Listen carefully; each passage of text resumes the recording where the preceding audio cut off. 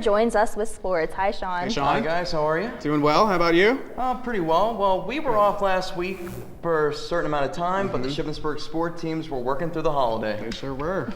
Well, to start off, with the conclusion of the fall sports season, athletes at Shippensburg were recognized for their accomplishments. 8 Red Raider football players were recognized with all-conference honors. Defenseman Mark Smith, Cody Fleming, and Tyree Kershaw were named to the first team. Danon Green, Jake Metz, and Brian Silver received second-team honors. Offensively, halfback Mike Fournette and guard Chris Restino made the second team. Yesterday, Fleming was selected to the Division II Region I second team. The junior linebacker has 19.5 tackles for a loss in his career and is only 15 away from tying coach Mark Macheski's old record. It seems that Neely Spence is making headlines on a daily basis, and for a good reason. Spence has 4 straight individual PSAC titles. She represented the U.S. in the Pan American Games last month, and for those accomplishments, she has received another one, an honor that is not found on the cross-country course. According to the governor's office, Spence was appointed to the Shippensburg University Council of Trustees as a student member this week, a very prestigious honor for any student.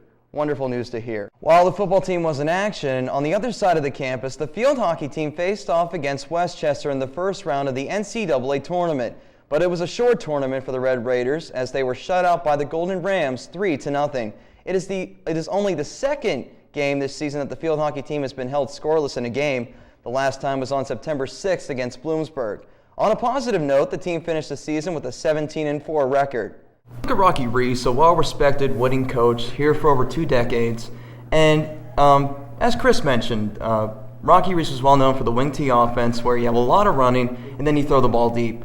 With Coach Mack, you have more of a multiple offense where we definitely got to see it against Shepherd. I mean, it kind of blew us away at first because you would see a lot of short passes to the sideline, then they'd run a couple of plays, and they look very productive too, very quick-paced offense. Sean, who do you have big names coming out today? Well, I like Zach Zulli. I mean, Steven Adams did have the opportunity to do the first 3 drives of the game, and then Zulli comes out, throws for how many yards? Almost 300 yards. Shippensburg's offense putting up about 495 yards total. So I like the way Zulli looks. In the first game, he looked a little bit shaky, especially that second half. He throws 2 picks, one that sets up an easy scoring drive for Shepherd, and then the second one goes for a pick 6. But I think against Gannon, he looked very comfortable, and I think he's going to do well today. Awesome. Okay. Well, maybe some lesser-known names, maybe some underclassmen. Do you think there are going to be any surprises today?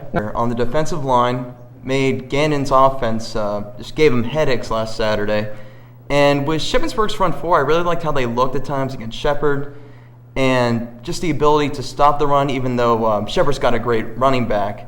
But I tell you, if they can stop Clarion on the run today, Danon Green's going to be a big part of that. Mike Smith, and the inside defensive tackle, he's going to be a big factor too. All right. Well, I guess we got to get right down to brass tacks here. What are you thinking about the winner today? It's going to be a big win. I'm going to say maybe 2-3 score game, win by 14, 21 points. With Clarion, they've had a very difficult time stopping the run. They gave up over 400 yards rushing to Bloomsburg, but Bloomsburg's got a great team this year. But if Shippensburg's offense can be as good as it was against Gannon, and at times, especially in that first half against Shepherd, this one shouldn't even be close. Okay, so you're saying the same thing. Now, are you willing to take a tackle from Cody Fleming if Ship loses? Why not? I mean, I've been out of the game. You had a chance to say Nate Schmidt. He's the punter. Hey, I've been out of the game for 4 years, but you know what? Do I get to put the pads on, or do I have to stand? That was part of do I my. have to stand like a tackle dummy and? We'll let you put pads on. Yeah. Okay. Terrific. I'm serious. I'll do it. Well, the bet's been made. Ship, they're going to improve to 2-1 today, according to these guys. And that'll wrap up our show today. Thank you, gentlemen, for joining me. Thank you, Amanda Peterson. Thank you, everyone that made this broadcast possible. Make sure to check out both our websites, SUTV, or Facebook.com/SUTV News and Facebook.com/SUTV Sports. We'll have coverage of more of these live events coming for you. And right now, we're going to send you live to the Student Association at Seth Grove Field. Thanks for tuning in.